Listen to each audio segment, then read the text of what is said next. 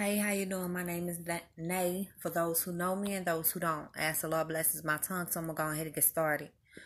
Um, Sorry, you guys. I'm looking through the ones I need to tell you about and the ones I don't need to tell you about. I'm tired. I'm drained, but this has to be done because the more that I give you guys, the more the Lord tells me, and I haven't put the new things that He's shown me into the second prophecy book yet as of yet, and I know I need to get these done and taken care of because the Lord has a lot He's trying to tell me, what He is telling me and showing me, and I know this needs to be done. Especially, I need to get up out of this book, book one. So I guess I'm just put them all on here as much as I can. All right, so April 15th, 2018, it says Rgis needs help. The people are counting as they should. The people are not counting as they should. Rgis needs help, but only on the weekends. Others don't want someone there to help them, and I really don't want to be there to help them either. Yet they call me. I need to help for the weekend. That's what the Lord showed me. So show me and let me know. He was telling me I need to help them for the weekend, and that I didn't want to help, but I needed to help them for the weekend. Now, the reason why I'm telling this one is because I got off of work one day or whatever, and I end up going to, I don't know if I went to McDonald's or Domino's Pizza or something. I went somewhere to get something because I just didn't want to cook. So I ended up stopping at a gas station. I wasn't going to stop there, but something told me to stop. I guess it was the Lord telling me to stop. So I ended up going to the gas station, went in and came back out or whatever, and there was somebody with me. Well, I keep this jar in my car. I used to. And every time I got extra money or whenever the Lord blessed me to win some money or whatever the case was, I would always put extra money in that jar for God. And then I would tell him, hey, if someone needs help, then I'm going to give the money to your people. I'm going to give the money to the people who need help. And if it's not what you want me to do, let me know. But giving to you and helping others is as helping you. So let me know. So I would keep that jar in my car. It had 20s, $10 bills, $5 bills, ones, lots of change, all that stuff or whatnot. So I ended up going in the gas station. I came back out, and the guy that was with me, he was talking to these two guys. And he was telling me that they needed gas money, but he was getting ready to go in my car and give them some of the money out of my God jar. And while the guy was talking to him, he was saying he needed gas money. They couldn't make it to Fort Worth and go to work. My mind frame was, I don't want to help them, and I'm just going to give them some type of excuse, and I'm going to get in the car and go, because I don't know if they're telling the truth. I didn't even know if they were telling the truth or not. I just didn't want to help them. There was something about the guy that I didn't want to help him. So I was just like, no. So when I got ready to walk away, a guy comes walking around from the truck or van or whatever they were driving. He comes walking around, and he had a Rgis shirt on. Now, guys know the guy kept saying, Rgis needs help. Okay, Rgis is a inventory company. Rgis inventory, they count stores from top to bottom. Well, I used to work with them for like 5 years, almost 6 years. And I was an expert auditor there. I was an expert counter. Okay, started out scanning and then ended up keying. It was a great keyer. Okay, so one of the guys walks around the truck, right? Around the car, and he comes and stands by his friend. And guess what? He has on a Rgis shirt. And I was getting ready to turn around and get in my car. When I seen him, I stopped in my steps. I stopped exactly in my steps. And I started laughing. And he started saying the same thing. He was like, ma'am, do you have any extra couple of dollars you can give us, some change or whatever? Because we got to get to work and we ran out of gas. We don't have any more gas. And I just started laughing. And they looked at each other, and I was like, well, it's crazy because I've seen this. And it was like, what? I said, God told me that Rgis needed help. And I was like, wait a minute. Do y'all go to work this weekend? He was like, yeah, matter of fact, we do. And that's why we need the gas money to get home and get back to work. I think it was like a Friday, and they had to go to work the next day. I was like Thursday, but Wednesday, Thursday, I don't know. But they had to work that weekend. So I started laughing. I said, I seen this. He was like, what? I saw. I went to the car to try to get my prophecy books. Because I would take them, because once God told me I need to take them everywhere I go, I was started doing that. But then I realized when I got off of work, I went home and I took everything out the car and put it in the house. And then I went to the store. So I told him, I said, shoot, I took it out and I put it in the house. And I told him, I said, well, God showed me that Rgis needed help and I didn't want to help or whatever. But God told me that they needed help. I was supposed to help them. And I was like, so you're Rgis and you need help and y'all need help on the weekends. And he was like, yes, ma'am.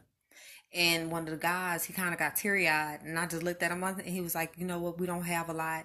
And he took a necklace off. He had a cross. And he took it off. And he told me, he said, this is a 14-karat gold necklace. He said, we don't have a lot. We really don't have nothing. He said, you could just take it. And I told him, I said, don't even worry about it. So I went in the store. I pulled out a $20 bill out of my jar. He told me they needed $5 or $10 just to get the $5 or $10 to get to Fort Worth. Even 3 will do. So I just took 20 out and I went and paid for it or whatever in the store. And he was trying to explain to me that his necklace was 14-karat gold, which I already knew because just looking at it. Hello. I'm a jewelry fanatic. I mean, hey, that's me. I do jewelry very well. And it's all real. So when I looked at it, I knew exactly what it was. And I told him, I said, no, you keep it. He was like, no, because I want to show you that, you know, I'm thankful, And I told him, I said, no, I said, it's good. I said, because, I said, I'm a prophet. That's how I seen that y'all needed help. You know, God knew I wasn't going to want to help. And, you know, and he was telling me y'all need help. I was supposed to help you guys. It was so crazy. And he got all teary-eyed. And he just told me, he said, you know, I've been trying to find my faith and put faith back in the Lord and start back studying with the Lord and talking to the Lord. I said, and I told him, I said, don't give up. I said, because the Lord hears you. He hears you when you pray. He hears you when you talk to him. And he sees you. He sees what you're going through. I said, like, right now, I said, I'm just now seeing y'all today. And I said, I had this. I seen this maybe a week ago. I seen it a week ago or so. And honestly, I don't even remember. I don't know if I posted this last time or not. I'm not sure. But I told him, I said, I've seen it already. And God would just let me know that you was coming. And I said, you came right on time. Because I wasn't going to stop at the store. Something told me to, so I did. And he just got teary-eyed. And he was just like, because I sometimes I pray and I don't think God's listening. I say, he's listening. He's always listening. I say, you keep praying. You read your Bible, you keep praying. Because God hears you. I'm not sure if I told him to read the Bible, but I told him keep praying. Keep talking to the Lord. The Lord's there. And that was such a blessing because he needed that. He really needed that blessing. And it was crazy that God put me right where I was supposed to be at the right time. But mainly that was because when God says, like I told you guys, when God whispers to your heart, it's a little faint, little whisper. Go with it.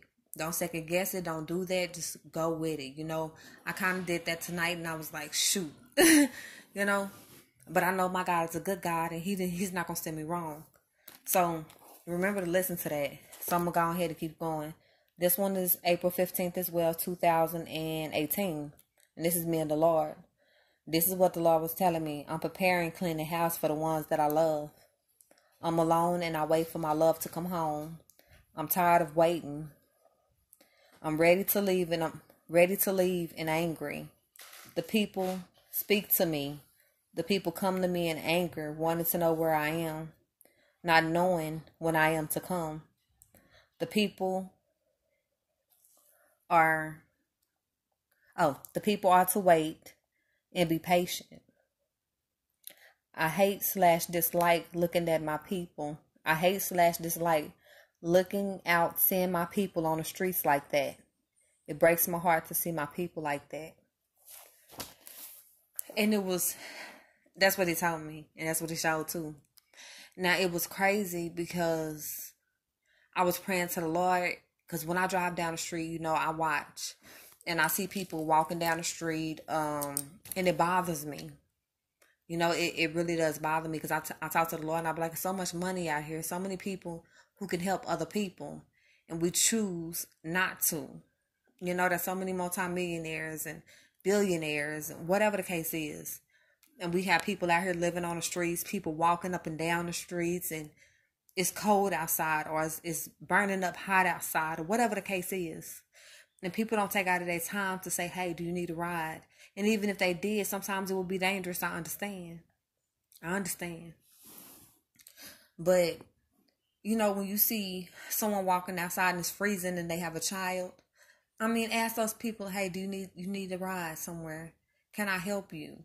You know, I don't always do it, but it bothers me to see people out there like that. I don't care the skin color. I don't care the race, because my whole mind frame is, if I'm driving a car, why are you not driving a car? I want you to be driving a car, but I want you to do it responsibly. And I hate seeing my people out there like that.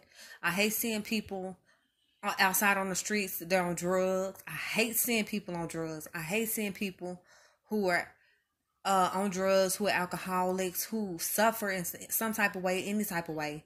It bothered me, so I talked to the Lord about it, and the Lord was telling me, he sees it too. He don't like it either.